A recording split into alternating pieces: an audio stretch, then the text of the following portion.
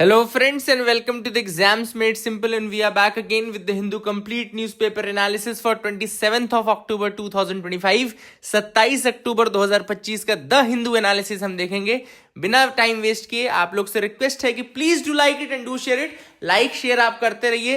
100 से 120 लाइक्स का टारगेट है यार, पूरा क्यों नहीं करवा रहे? मतलब कि माता रानी भी देखेंगे तो आप लोग को कोसेंगे कि यार इतना अच्छा कंटेंट है फिर भी आप लाइक नहीं करते। Please do that from your and. Start करते हैं आज के एनालिसिस को। सबसे पहले प्रीलिम्स क्वेश्चंस के साथ जो कि आप प्रैक्टिस करते हैं रोज। पहला सवाल है, कंसीडर द फॉलोइंग स्टेटमेंट्स। अब देखो 3 स्टेटमेंट्स हैं, ये सारे यूपीएससी के प्रीवियस ईयर क्वेश्चन है, कोई मैंने अपने से नहीं बनाए हैं। पहला स्टेटमेंट है no virus can survive in ocean water.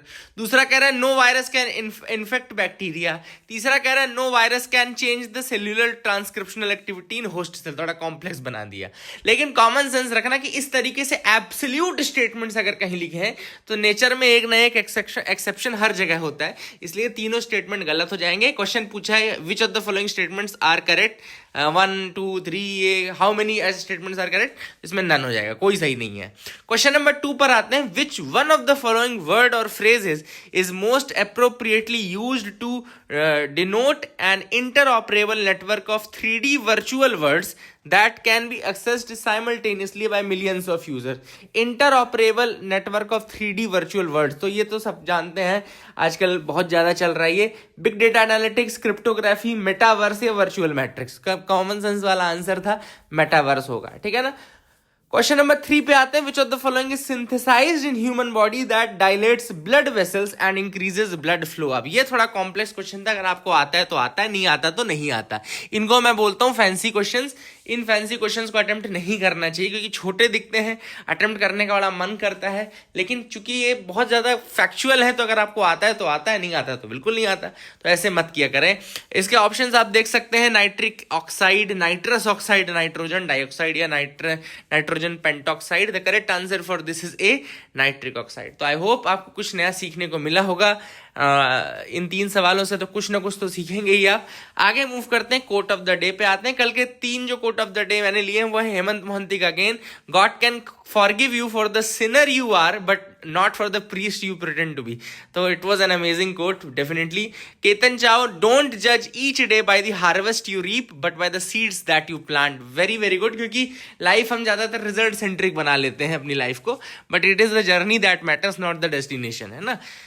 Lipakhi, the whole problem with the world is that fools and fanatics are always so certain of themselves, but wiser people are so full of doubts। But and Russell का बहुत प्यारा coat है, मेरा one of the most favourite quotes में कह सकते हो आप ये है। And fourth was again a very good quote by अदायशा Tripathi, when elephants fight it is the grass that suffers। ठीक है ना, तो ये बहुत अच्छे कोट्स थे। आप आज आप लोग फिर लिखेंगे, कुछ आपकी वोकैब भी बढ़ रही होगी, कुछ कोट्स आपके याद हो रहे होंगे, तो ये भी एक बेनिफिट ही है आप लोग को। धीरे धीरे अपन चेंज करते जाएंगे, रोज कोट्स नहीं पूछेंगे, फिर अभी कुछ अपन और इंक्लूड करेंगे इंटरेस्टिंग सा, ठीक है। आगे मूव करते हैं। यहाँ पे एक न्यूज थोड़ा पीआईबी की थी तो मैं सोचा उसको इंक्लूड कर लूं। इंडिया का लार्जेस्ट हाइड्रो पावर प्रोजेक्ट जो है वो टेस्ट रन उसने अभी किया है, एनएचपीसी का, याद रखिएगा 2000 मेगावाट का Subansiri lower hydro electric project. Subansiri lower hydro electric project जो कि कहां पर होगा, कॉमन सेंस अरुणाचल प्रदेश असम के बॉर्डर के पास है। इसको सस्पेंड कर दिया गया था 2011 से 19 के बीच में क्योंकि उसमें प्रोटेस्ट चल रहे थे, बट उसको दोबारा किया गया, टेस्ट रन किया जा रहा है। याद रखिएगा इसमें 8 यूनिट्स हैं 250 मेगावाट की, 8 यूनिट्स हैं 250 मेगावाट की, जिसमें से 4 तैयार है, उनका टेस्ट रन चल रहा है, ठीक है ना। सुबनसिरी लोअर प्रोजेक्ट है, याद रखिएगा this is the project, Bharat का सबसे बड़ा हाइड्रो इलेक्ट्रिक प्रोजेक्ट है ये, ठीक है। एनएचपीसी द्वारा बनाया जा रहा है असम अरुणाचल प्रदेश के बॉर्डर में। सेकेंड न्यूज जो है वो हिंदू की आज फ्रंट पेज की न्यूज है, India ASEAN making study progress. Prime minister, चूंकि आपको पता है कि आसियान समिट शुरू हुआ है कुआलालंपुर मलेशिया की कैपिटल में, और यहाँ पे सबसे बड़ी जो न्यूज है वो है 11वां मेंबर इंक्लूड होने की, जिसको हम ताइमोर लेस्ते या ईस्ट ताइमोर बोलते हैं। और 1999 के बाद पहला मेंबर ऐड हो रहा है, मतलब 1999 में ही 10 मेंबर हो गए थे और अब जाके 11वां मेंबर ऐड हुआ, तो 26 सालों के बाद कह सकते हैं कि 11th member is there.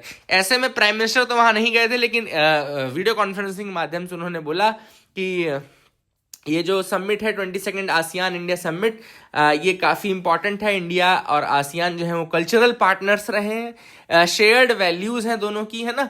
And इसके अलावा इंडिया ने बोला कि दो चीज़ों के ऊपर डिस्कशन हुआ, एक आईटीगा, AITIGA लिख लो इसको, ASEAN India trade in goods agreement. ये अभी हुआ नहीं है, इसके ऊपर डिस्कशन चल रहे हैं, आसियान और India trade in goods agreement, जो थोड़ा कॉन्क्रीट चीज़ है।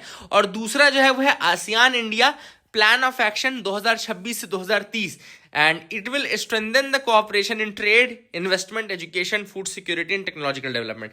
तो एक ASEAN India plan of action भी चल रहा है 2026 से लेकर 2030 के लिए, जिसमें trade, investment, education, food security, technological development, इन सब के ऊपर डिस्कशन किया जाएगा। तो I hope you got clarity regarding that as well.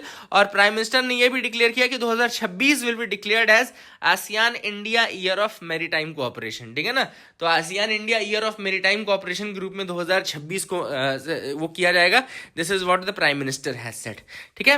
तो ये सारी चीजें आपको पता चल गई फ्रंट पेज की पहली न्यूज के साथ। बाकी आसियान के बारे में आपको कुछ बताना हो तो आपको मैं रोज बताता रहता हूँ, फिर बता देता हूँ। 1967 में इसका फॉर्मेशन हुआ था, है ना। 1967 में फॉर्मेशन हुआ था, बैंकॉक डिक्लेरेशन था, ये भी आपको पता होगा। एंड इसी तरीके से आसियान की स्टार्ट होती है।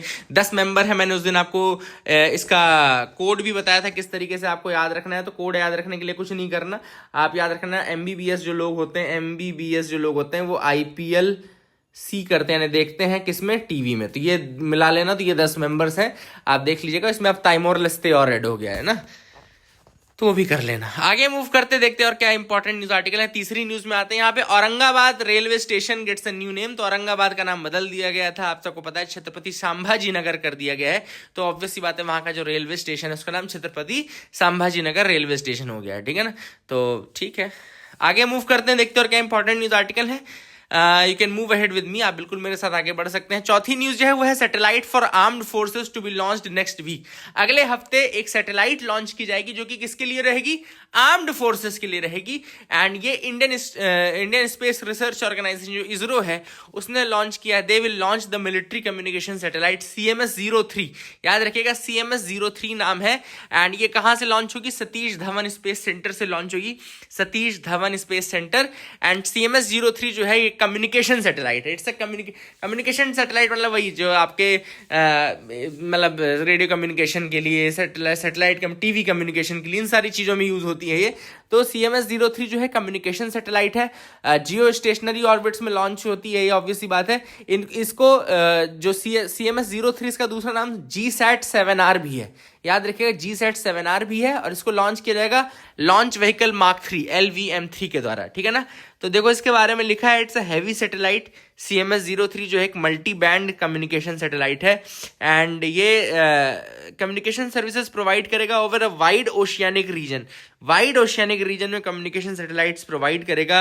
एंड इंडियन लैंडमास में भी करेगा। CMS-03 का वेट लगभग 4400 किलोग्राम है। हैवीएस्ट कम्युनिकेशन सैटेलाइट है जो कि GTO तक जाएगी, जियो सिंक्रोनस ट्रांसफर ऑर्बिट तक जाएगी। तो ये काफ़ी इंपॉर्टेंट है इसका लॉन्च भी CMS-03 का। और LVM-3 जो है लास्ट यूज हुआ था चंद्रयान 3 मिशन में, तो वो भी आपको बता दूं। प्रिपेयर फॉर द जनजातीय गौरव दिवस इन नवंबर, सेंटर टेल्स स्टेट। सेंटर ने स्टेट्स को कहा है कि भैया जनजातीय गौरव दिवस के लिए तैयारी कर लीजिए। जनजातीय गौरव दिवस कब मनाया जाता है, 15 नवंबर को मनाया जाता है, याद रखिएगा। इस बार बिरसा मुंडा जी की 150वीं बर्थ एनिवर्सरी है, तो उसलिए भी इंपॉर्टेंट है ये जो पूरा जनजातीय गौरव दिवस है। एक्चुअली में बिरसा मुंडा जी को ही कमेमोरेट किया जाता है इसमें। और काफ़ी स्कीम्स भी हैं गवर्नमेंट की जो ट्राइबल उससे चल रही हैं, जैसे कि PM जनमन जो स्कीम है, that is for the PVTGs, जो पर्टिकुलरली वल्नरेबल ट्राइबल ग्रुप्स हैं, उनके ओवरऑल डेवलपमेंट के लिए है। PM जनमन का फुल फॉर्म है प्रधानमंत्री जनजातीय आदिवासी न्याय महाअभियान। और इसका ऑब्जेक्ट है to improve the socio economic status of the particularly vulnerable tribal groups, ठीक है ना। लगभग 75 पर्टिकुलरली वल्नरेबल ट्राइबल ग्रुप्स हैं जो कि 18 स्टेट्स और एक union territory Andaman and Nicobar में फैले हैं, ठीक है ना। दूसरी है धरती आबा जनजाति ग्राम उत्कर्ष अभियान, ठीक है। तो धरती आबा जो है, धरती आबा किसको बोला जाता है, ये भी बिरसा मुंडा जी के लिए ही यूज किया जाता है, नॉमेनक्लेचर है। एंड धरती आबा जनजाति ग्राम उत्कर्ष अभियान जो है it's for the holistic and sustainable development of the tribal areas. अब ये पूरे ट्राइबल एरियाज के होलिस्टिक डेवलपमेंट के लिए है, ठीक है। तो धरती आबा जो है वो भी बिरसा मुंडा जी के लिए ही यूज किया जाता है। अगला टॉपिक है Hanle. Hanle protects its dark skies and builds a future on star gazing. अब ये जो आर्टिकल लिखा गया है, ये लिखा गया है हेनले, जो कि कहाँ पर है, लद्दाख में है। हेनले लद्दाख में है। It is now protected as India's first dark sky reserve. इसको एक इंडिया का डार्क स्काई रिजर्व के रूप में डेवलप किया गया है, याद रखिएगा। Hanle is India's first dark sky reserve. तो ये इंपॉर्टेंट फैक्ट है। अब डार्क स्काई रिजर्व होता क्या है, तो dark sky reserve is a designated area with exceptionally clear sky, जहां बहुत क्लियर स्काई होता है, लाइट पोल्यूशन बहुत कम होता है, एंड उसको it is maintained by minimising the light pollution. Light pollution मतलब बहुत ज्यादा लाइट्स नहीं रहती, डार्क स्काई है ना, तो डार्क स्काई रिजर्व में लाइट पोल्यूशन नहीं होता, क्लियर स्काई रहता है, ठीक है ना। एंड वहां से फिर स्टार सीइंग या तारों को देखने की वो की जाती है, ठीक है। तो ये इंपॉर्टेंट फैक्ट और बता दो हेनले के बारे में, which is the dark sky reserve. एक यूनिक गवर्नमेंट फंडेड प्रोजेक्ट है ये, याद रखिएगा, इनिशिएटिव है, government funded, and it is located with in the Changthang wild life sanctuary. ये लोकेटेड कहां पर है, तो ये लोकेटेड है चांगथांग वाइल्ड लाइफ सेंचुरी पे, और ये सराउंड करता है द इंडियन एस्ट्रोनॉमिकल ऑब्जर्वेटरी। एक इंडियन एस्ट्रोनॉमिकल ऑब्जर्वेटरी भी है यहाँ पे, IIA की, है ना, Indian institute of astrophysics, I think उसका है ऑब्जर्वेटरी, उसको वो करती है। चांगथांग वाइल्ड लाइफ सेंचुरी आपको जरूर याद रखना है, ठीक है। इसमें 2 ऑप्टिकल टेलीस्कोप्स हैं, जिसको हम हिमालयन चंद्रा टेलीस्कोप बोलते हैं, और दूसरा है ग्रोथ इंडिया टेलीस्कोप, जो IIT बॉम्बे के साथ है।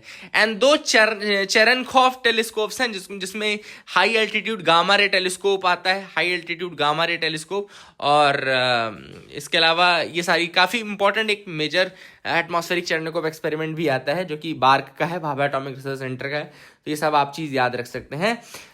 अब आप देख सकते हैं कि यहाँ पे लाइट पोल्यूशन को मिनिमाइज करने के लिए क्या किया गया है, तो इंडियन इंस्टीट्यूट ऑफ एस्ट्रोफिजिक्स जो है उसने कहा कि it has distributed the lamp shades, blackout curtains and bulbs of warm tones to all the homes. सारे घर भी जितने हैं वहां पे ना, वहां पे भी लैम्प शेड्स, ब्लैकआउट कर्टन्स और बल्ब्स ऑफ वार्म टोन्स जो है सारे घरों को प्रोवाइड किया गया, फ्री ऑफ कॉस्ट उन्होंने खुद प्रोवाइड किया, ठीक है ना। और इसका यूज किया जाता है स्टार गेजिंग के रूप में। सारी चीजें काफी इंपॉर्टेंट है ये हेनले का, तो ये इंपॉर्टेंस था, ये आपको बता दिया मैंने। आगे मूव करते हैं, the contours of constitutional morality. अब now this a very very good article. ये जो आर्टिकल है कॉन्स्टिट्यूशनल मोरालिटी के ऊपर ये आर्टिकल लिखा गया है। देखो थोड़ा उससे समझना, ये बहुत ही अच्छा लीड एडिटोरियल है, और लिखा भी गया है मद्रास के जज के द्वारा, जज of the Madras high court. तो काफी अच्छा एक नॉलेजेबल आर्टिकल है। स्टार्ट करते हैं। सबसे पहले ऑथर ने कहा कि देखो बहुत पहले के समय से लॉ और मोरालिटी के बीच में एक द्वंद्व चलता है, मतलब एक कहीं ना कहीं ये नहीं समझ में आता कि लॉ में मोरालिटी की जरूरत है या मोरालिटी में लॉ की जरूरत है, या क्या होना चाहिए, क्या रिलेशनशिप होना चाहिए, क्या दोनों मिंगल्ड है या दोनों ही सेपरेट है, ठीक है। तो बहुत पुराने समय से चल रहा है। तो एंशिएंट टाइम में धर्म हुआ करता था, जो मेन था लॉ का वो उसको धर्म बोलते थे, and dharma was including the morality aspect as well. तो इनका कहना है कि ओल्डन टाइम्स में जो धर्म था वो यूनिफाई करता है लॉ और मोरालिटी को। Dharma used to unify the law and morality. ये थिरुकुरल का जो टेक्स्ट है उसमें आरम यानी वर्च्यूज लिखा गया है। आरम एंड पूरम 2 चीजें लिखी थी, इसमें आरम की बात की गई है। तो आरम इज एक्चुअली द वर्च्यूज, जो कि बोलता है कि थिरुकुरल में लिखा भी है कि धर्म जो है वो लॉ प्लस मोरालिटी है, ठीक है ना।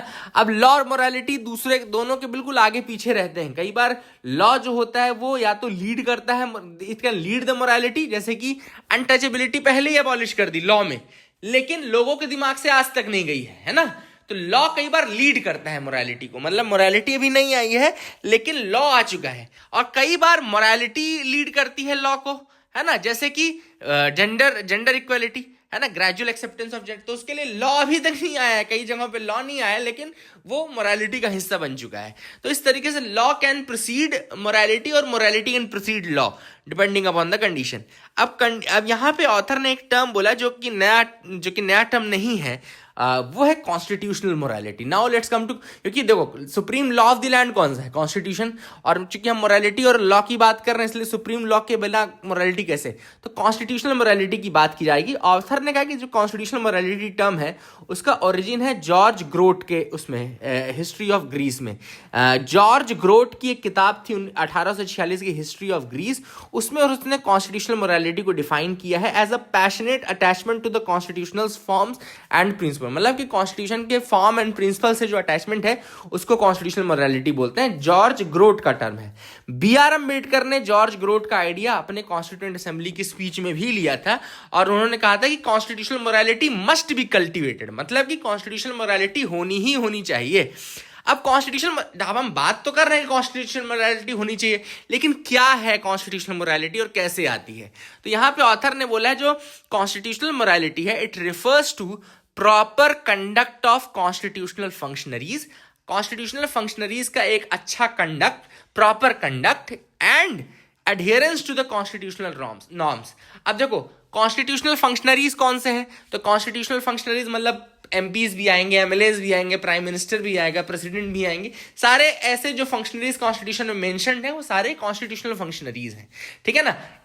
एक छोटे से एम्प्लॉय से लेके पूरा ब्यूरोक्रेसी भी कॉन्स्टिट्यूशनल मतलब फंक्शनरी ही है, ठीक है। तो इनका प्रॉपर कंडक्ट और दूसरी चीज अडेयरेंस टू द कॉन्स्टिट्यूशनल नॉर्म्स, यानी कि कॉन्स्टिट्यूशन में जो मेंशन नॉर्म्स हैं उनके साथ अडेयरेंस ही कॉन्स्टिट्यूशनल मोरालिटी होती है। एवी डाइसी ने कहा है कि, लेकिन अलग बोला है कि लॉ ऑफ द कॉन्स्टिट्यूशन जो है वो इन्फोर्सिएबल लीगल रूल्स हैं, लेकिन जो कॉन्स्टिट्यूशनल मोरालिटी है वो नॉन लीगल नॉर्म्स हैं जो कि गाइड करते हैं पॉलिटिकल बिहेवियर को, ठीक है ना। तो ये एवी डाइसी का कंसेप्ट था, लेकिन कॉन्स्टिट्यूशनल मोरालिटी को आप अपने किस ढंग से समझते हैं, जो मैंने अलग अलग तरीके बताए वो आप डिसाइड कर सकते हैं, ठीक है। अब देखो कॉन्स्टिट्यूशनल मोरालिटी अगर कोई ब्रीच कर रहा है, अब चूंकि कॉन्स्टिट्यूशनल मोरालिटी तो बहुत वेग टर्म हो गया एक तरीके से, मतलब मैं अगर बोलूं कि कॉन्स्टिट्यूशनल फंक्शनरीज का एक प्रॉपर कंडक्ट होना चाहिए और वो कॉन्स्टिट्यूशनल नॉर्म्स को फॉलो करें, इसको हम कॉन्स्टिट्यूशनल मोरालिटी बोलते हैं, तो ये थोड़ा वेग हो गया ना। तो वेग हो गया मतलब कि लीगली एक्शनेबल नहीं है, मतलब कि इसके ऊपर लीगली इन्फोर्सिएबल नहीं है, लेकिन इसका इंपॉर्टेंस बहुत ज्यादा है। बहुत ज्यादा इंपॉर्टेंस क्यों है? क्योंकि मान लो कोई कॉन्स्टिट्यूशनल फंक्शनरी अच्छे से काम नहीं कर रहा है तो हो सकता है लॉ उसको सजा ना दे, लेकिन जनता उसको इलेक्शन में हरा करके सजा दे सकती है ना। तो इसका पॉलिटिकल रेलेवेंस बहुत ज्यादा है और पॉलिटिकल कॉन्सिक्वेंसेस भी बहुत ज्यादा है। This is what the author's is saying in this article. चाहे वो के एस पुट्टास्वामी केस हो, वहां पे भी कॉन्स्टिट्यूशनल मोरालिटी के साथ अबाइड करने की बात गवर्नमेंट को कही गई कि आप, गवर्नमेंट को बोला गया है कि आप कॉन्स्टिट्यूशनल मोरालिटी को फॉलो करें। एंड कॉन्स्टिट्यूशनल मोरालिटी एक तरीके से वो सारे एथिकल स्टैंडर्ड्स हैं जो कि कॉन्स्टिट्यूशनल एक्टर्स यानी कॉन्स्टिट्यूशनल जो फंक्शनरीज हैं उनको फॉलो करने चाहिए। अगर आप ब्रीच करते हो तो हो सकता है डायरेक्टली आपको सजा ना मिले, लेकिन जनता है वो सजा आपको इनडायरेक्ट फॉर्म में दे देगी, ठीक है। एंड इसके लिए ऑथर ने एक और चीज बोली कि कोर्ट इसके सोल प्रोटेक्टर्स नहीं है, जनता भी इसमें आती है सजाई में। केवल कोर्ट ही कॉन्स्टिट्यूशनल मोरालिटी नहीं मेक श्योर करेगी कि हो, यहां जनता को भी दिखाना पड़ेगा कि they are the supreme bosses, है ना। तो this is what the author is said in this article. I hope you got clarity. अच्छा आर्टिकल था। Why has IUCN red flagged the Western Ghats? तो यहाँ पे आईयूसीएन की एक अभी रिपोर्ट आई है जिसको बोलते हैं वर्ल्ड हेरिटेज आउटलुक 4 रिपोर्ट। याद रखिएगा, लिख लीजिए, IUCN world heritage outlook 4 report. World heritage outlook report अगर आपसे पूछे तो आईयूसीएन ने भी निकाली है 2025 में, और इसमें सिग्निफिकेंट कंसर्न के अंदर इंडिया का western Ghat, Manas national park, Sundarban national park, इन 3 को रखा गया है। किसको? Western Ghats, Manas national park जो कि असम में है, एंड सुंदरबन नेशनल पार्क जो कि वेस्ट बंगाल में, उसमें सिग्निफिकेंट कंसर्न में। एक्चुअली मैं आपको बता देता हूं, इसने 4 ग्रुप्स में मतलब कैटेगराइज किए हैं एरियाज को। एक है गुड, दूसरा है गुड विद सम कंसर्न्स, तीसरा है सिग्निफिकेंट कंसर्न एंड चौथा है क्रिटिकल। तो यहाँ पे जो मेजर थ्रेट्स हैं वो यहाँ पे क्या बताइए वो मैं आपको बताऊंगा, बट ये पहले 4 याद रखिए, good with some concern, significant concerns and critical. तो इसमें जो वेस्टर्न घाट्स है, मानस नेशनल पार्क असम है एंड सुंदरबन नेशनल पार्क है, ये सिग्निफिकेंट कंसर्न में आते हैं, ठीक है। World heritage outlook 4 report 2025। तो अब मैं आपको थोड़ा सा और बता दूं कि क्या क्या मेजर कंसर्न्स हैं। पहला है, उन्होंने बोला क्लाइमेट चेंज, ऑब्वियस सी बात है। क्लाइमेट चेंज अगर होगा तो हैबिटेट चेंज होगा, हैबिटेट चेंज होगा तो स्पीशीज का डिस्ट्रीब्यूशन चेंज हो जाएगा। टूरिज्म एक्टिविटीज जो है उससे काफी ज्यादा वेस्ट बढ़ रहा है, डिस्टर्बेंस बढ़ रहा है, अनकॉन्फ्लिक्ट हो रहा है वाइल्ड लाइफ के साथ। देन इन्वेजिव एलियन स्पीशीज, जैसे कि नेटिव फ्लोरा फौना में कोई इन्वेजिव स्पीशीज, उसका बहुत इंपैक्ट है। इंफ्रास्ट्रक्चर, जैसे कि रोड बना दी, रेलवे बना दी आपने, रुकने के लिए होटल बना दिए, ये सारी चीजें हैं वो एडिशनल थ्रेट्स में, वो भी थ्रेट्स हैं। एडिशनल थ्रेट में forest fires, hunting, encroachment, illegal logging and waste disposal, ये सारे हैं। These are the things which author has mentioned. अब यहाँ पे और बता दूं कि जो सिग्निफिकेंट कंसर्न है इंडिया में वो western Ghat, Manas national park, Sundarban national park है। गुड विद सम कंसर्न में ग्रेट हिमालयन नेशनल पार्क है, काजीरंगा, ये भी असम में है, Keoladeo national park, Keoladeo I think Rajasthan में है, Nanda Devi and valley of flowers national park Uttarakhand.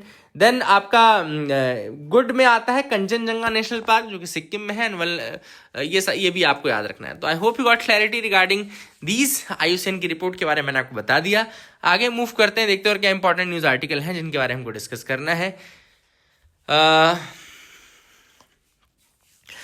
Revive thousands gather in Germany to revive once silenced Yiddish.